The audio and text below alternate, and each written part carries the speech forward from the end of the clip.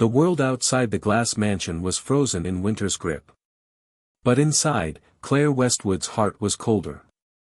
She had everything money could buy: estates in Malibu, Paris, and Tokyo, a private jet, a tech empire, even her own charity foundation. Yet, the one thing she couldn't give her 8-year-old daughter, Ava, was what she wanted most: the ability to walk. Ava had been born with a rare neuromuscular condition. Doctors across the world tried, and failed, to help. Claire had flown her to the best rehabilitation centers in Switzerland, hired elite specialists, and even funded a private pediatric research program. Nothing worked. Ava's spirit dimmed more each year, her small frame confined to a custom wheelchair. Claire, sharp, commanding, powerful in boardrooms, was powerless here. She sat at Ava's bedside each night, whispering the same silent prayer into the dark: I would give up everything, if she could just walk. 2 miles away, in a rusted garage off the back roads of Detroit, a man named Luis Mendoza wiped his hands on an oil-stained rag. A widower and single father, Luis barely scraped by fixing engines and brakes. Life hadn't been easy since the accident that took his wife and left their only son, Mateo, paraplegic at age 5. But Luis didn't give up. He studied biomechanics at night using borrowed library books, YouTube videos, and spare parts from junkyards. By the time Mateo turned 7, Luis had built a homemade exoskeleton from scrap metal, bicycle chains, and discarded electronics. It wasn't sleek. It wasn't fancy. But the day Mateo took 5 wobbly steps toward him, arms outstretched and smiling, Luis collapsed to the floor in tears. Word spread. Quietly. Among neighbors. Then to a local reporter. And one morning, Claire Westwood's personal assistant placed a folded article on her breakfast tray: local mechanic builds walking device for disabled son using scrap. Claire didn't believe it at first. Her team dismissed it as another feel-good fluff piece. But something in Luis's eyes in the photo stopped her cold: grief, grit, love. The same cocktail she saw in her own reflection. On impulse, she called the number at the bottom of the article. When Luis answered, she introduced herself plainly. No titles. No flexing. Just a mother, asking another parent if he'd help. The next day, a black SUV pulled up in front of Luis's garage.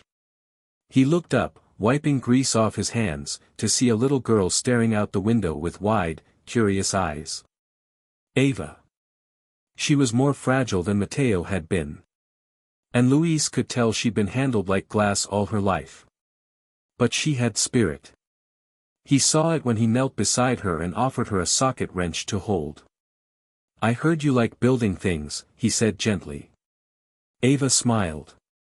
For 3 weeks, Claire and Ava returned every day to the garage. Luis built a new device from scratch, adapting his invention to Ava's smaller, more delicate frame. They tested materials, programmed small motors, and practiced every afternoon. Mateo coached Ava with patience and humor. Claire watched quietly, not as a billionaire or boss, but as a mother learning the art of hope again. One evening, just as snow began to fall outside the cracked garage window, Luis adjusted the last strap on Ava's legs. You ready, princess? He asked. Ava looked at him, at her mother, and then at Mateo. She nodded. Slowly, trembling, she rose. 1 foot. Then the other. She let go of the supports. Claire gasped. Ava took 1 small, determined step forward. Then another. Then 5. She ran into her mother's arms. Claire fell to her knees, sobbing, cradling her daughter, whispering, You did it, you really did it. Luis turned away, eyes wet. She just needed someone to believe she could. Claire offered him money, millions, even a lab of his own. Luis refused. Just promise me one thing, he said.